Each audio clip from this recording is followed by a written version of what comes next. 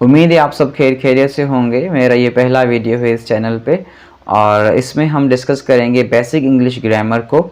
और ये जो है वो ग्रेड 2-3 से लेकर जो है ना वो 8 तक, यहाँ जो बड़े जो बच्चे हैं जो अभी भी वो लर्नर्स जो उनको बेसिक ग्रामर नहीं आती वो इससे फ़ायदा हासिल कर सकते हैं। तो आज की हम वीडियो में बात करेंगे, इसमें इस तरह से होगा कि मैंने एक बुक सेलेक्ट की है ग्रामर के हवाले से, तो उसको हम डिस्कस करेंगे, पढ़ेंगे और उसमें जो गिवन एक्सरसाइजेज हैं उनको भी सॉल्व करेंगे ताकि हमारी जो लैंग्वेज है या जो हमारा जो ग्रामर है वो अच्छा हो सके और हम अच्छे से बोल सकें, लिख सकें और पढ़ने के बाद उसे सही समझ सकें। तो चलिए शुरू करते हैं। आज की हमारी पहली वीडियो है और इस चैनल पे ये मेरा पहला वीडियो आप सबके लिए। और अगर आप तकरीबन नए होंगे मेरे चैनल पर, मेरे चैनल को सब्सक्राइब कर दीजिएगा, साथ में लगी बेल घंटी को बजा दीजिएगा ताकि मेरी हर आने वीडियो आप तक पहुंचती रहे। चलिए शुरू करते हैं। अच्छा, आज हम बात करेंगे ग्रामर क्या है, व्हाट इज़ ग्रामर। तो ग्रामर के बारे में मुख्तलिफ डेफिनेशंस हैं, आज हम उसको डिस्कस करेंगे। जैसे कि यहाँ पर लिखा हुआ है, here is an old children's rhyme, बच्चों का एक राइम है पुराना, बहुत पुराना, about the 8 parts of speech. जो 8 पार्ट्स ऑफ स्पीच हैं ग्रामर के, वो बच्चों के लिए राइम लिखा हुआ, उसमें उसको क्लियर तरीके से डिफ़ाइन किया गया है। कैसे? It gives you an idea of what grammar is about, read and remember it. तो उस पोइम को, उस राइम को हम पढ़ते हैं, देखते हैं कि ग्रामर किस चीज़ का नाम है। ठीक है,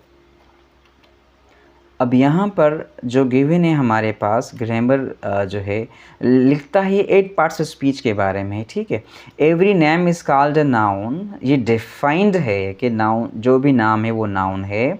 as field and fountain and street and town.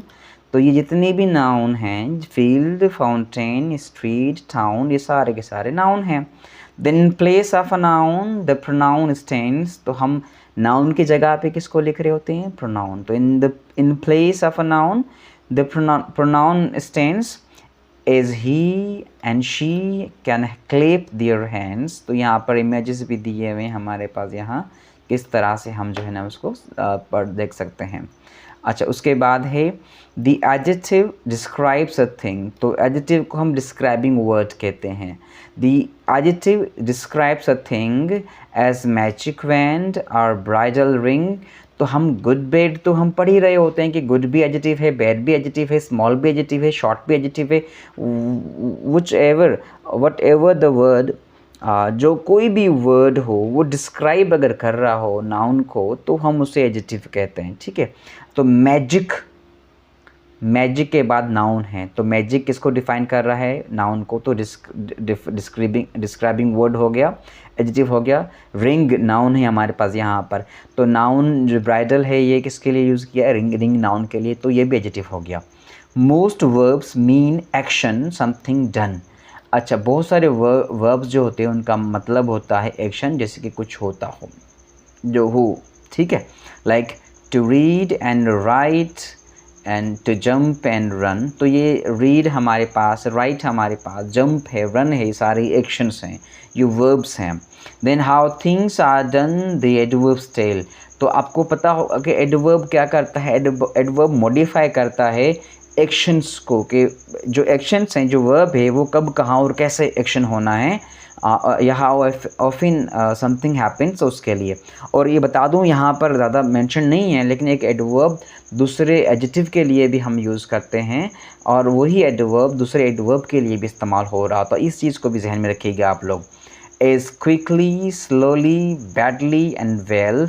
ये वेल, जैसे क्विक एडजेक्टिव है तो क्विकली उसका एडवर्ब हो गया, स्लो एडजेक्टिव है तो slowly, while we add suffix L Y with it becomes adverb, तो ये इसका एडवर्ब हो गया।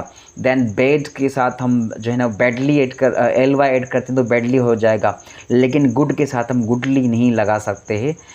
गुड का जो एडवर्ब है वो वेल है हमारे पास। इस तरह से फास्ट का जो एडवर्ब है वो फास्टली नहीं है। Fast is an adjective and adverb as well. तो फास्ट एक एडवर्ब भी है, एडजेक्टिव है। We will see whether it is used as an adverb और एन एडजेक्टिव। तो वो हम जब पढ़ेंगे तो मालूम होगा, आगे अगर कहीं जिक्र आता है तो हम उस पर डिस्कस करेंगे इंशाल्लाह। लेकिन गुड का जो एडजेक्टिव है, सॉरी, गुड का जो एडवर्ब है वो हमारा वेल है। लाइक इफ आई से I am a good player, तो प्लेयर के लिए हमने गुड को इस्तेमाल किया। बट इफ़ आई से आई प्ले वेल, तो यहाँ पर हमने आई प्ले गुड नहीं कहेंगे, बिकॉज एडवर्ब हमने ऐड करना है और वो जो है हमारा कौन सा है, वेल है। ठीक है, मुझे उम्मीद है आपको ये चीज़ समझ में आ रही होगी।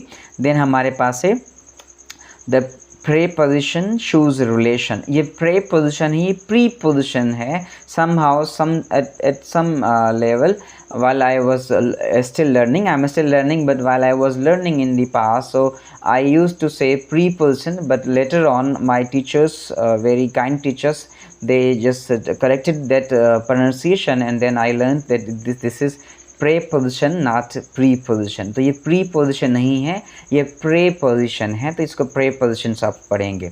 The preposition shows relation as in the street और एट द स्टेशन। तो इन और एट यहाँ पर जो है वो प्रेपोजिशंस हैं।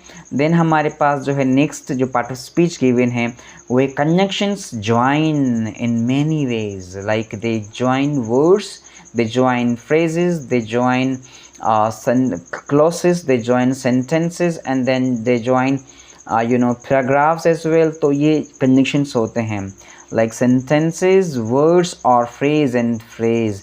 तो यहाँ पर देखें और एंड यूज़ हुए हैं, दोनों हमारे कोऑर्डिनेट कनेक्शंस यूज़ हुए हैं।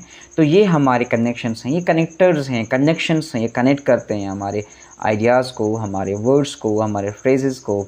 अच्छा, उसके बाद हमारे पास क्या है, the interjection cries out, heed, an exclamation point must follow me. अच्छा, यहाँ पर हीड जो हमारे पास गिवन है ये इंटरजेक्शन है एक, और इंटरजेक्शन जो होते हैं, जो स्ट्रॉन्ग इंटरजेक्शंस होते हैं, उनके साथ हम एक्सक्लेमेशन मार्क, एक्सक्लेमेटरी साइन या फिर हम मार्क ऑफ एक्सक्लेमेशन कहते हैं, वो ज़रूर ऐड करते हैं। और यहाँ पर ये जो गिवन है आप देख सकते हैं यहाँ पर, तो ये एक्सक्लेमेशंस होती हैं, ये सडन इमोशंस में निकले हुए अल्फाज होते हैं जिनकी मायना बज़ाहिर तो नहीं होती, but they express some sudden emotions, feelings and these things.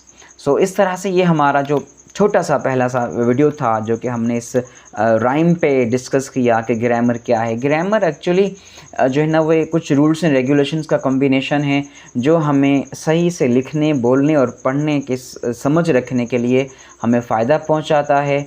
तो उम्मीद है आपको ये वीडियो पसंद आई होगी, मेरी छोटी सी कोशिश पसंद आई होगी। मेरे साथ जो है ना वो जुड़े रहिए। आप अगली जो है ना वो लेसन्स के लिए इंशाल्लाह मैं इस सीरीज़ को कंटिन्यू करूँगा। बुक के जितने भी लेसन्स है उसकी मैं एक वीडियो बनाऊँगा आप सबके लिए, ताकि आप ग्रामर से मुस्तफ़ीद हो सकें, आपको फ़ायदा पहुँच सके। आप सबका बहुत बहुत शुक्रिया। आखिरी एक बार फिर मैं कहना चाहूँगा कि अगर आप इस चैनल पे नए हैं, लाजमन नए हों, क्योंकि ये मैंने जो है ना वो अभी चैनल बनाया है आप सबके लिए, मेरे चैनल को सब्सक्राइब कर दीजिएगा, साथ लगी बेल घंटी को बजा दीजिएगा ताकि मेरी हर आने वीडियो आप तक पहुँचती रहे।